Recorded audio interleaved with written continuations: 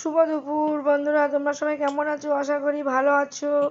দুপুর মানে রান্না খাওয়া। দেখো আজকে আবার নতুন একটি ভিডিও নিয়ে চলে এসেছি। যে আজকে শরীরটা খুব একটা ভালো নেই, ওই জন্য একরকমই রান্না করছি। এই যে বাজার থেকে তেলাপিয়া মাছ কেটে নিয়ে এসছে, আমি ধুয়ে টুয়ে নিয়ে চলে এসেছি। লবণ হলুদ মাখিয়ে দেখো কড়াইতে বসিয়ে দিয়েছি। এই যে একে একে সব ভেজে নেবো মাছগুলো নিয়ে। তেলাপিয়া মাছের ঝাল করব, আর কিছুই করব না। এই দেখো মাছ ভাজা হয়ে গেছে, এবার লাল লাল করে ভেজে তুলে নিয়েছি।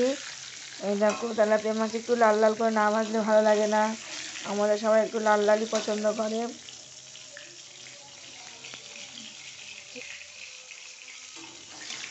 একটু সব একে একে তুলে নিচ্ছি। এই দেখো পুরো ভাজা হয়ে গেছে, মাছ সবগুলোই ভাজা হয়ে গেছে।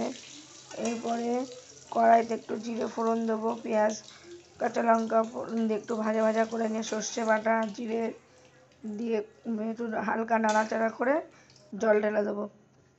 ভিডিওটা যদি ভালো লাগে লাইক কমেন্ট করো এবং পাশে থেকো।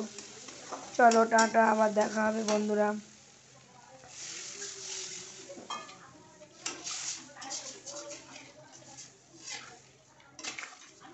মশলা কষিয়ে নিয়ে আমি দেখো অল্প পরিমাণে জল দিয়ে দিয়েছি, যেহেতু ঝাল বেশি ঝোল রাখবো না, গামাখা টাইপেরই হবে, ওই জন্য বেশি জল দেয়নি, অল্পই করেই জল দিয়েছি, অল্প পরিমাণে। দেখো বেশি জল দিয়ে ভালো লাগে না।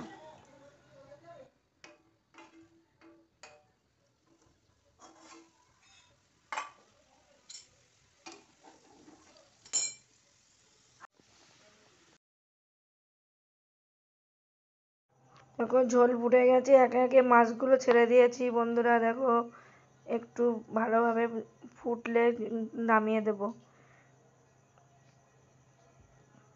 ভিডিও যদি ভালো লাগে লাইক কমেন্ট করো এবং পাশে থেকো। চলো টাটা, শুভ দুপুর বন্ধুরা। এই দেখো বন্ধু মাছ দিয়ে দিয়েছি ঝোলে, দিয়ে এবার একটু ঢাকা দিয়ে দেবো। এই দেখো বন্ধুরা আমার মাছের ঝাল রেডি। এই দেখো বেশি ঝোল রাখিনি, আমি গামাখা গামাখা ঝোল রেখেছি। ঠিক আছে চলো এখানে রাখছি ভিডিওটা।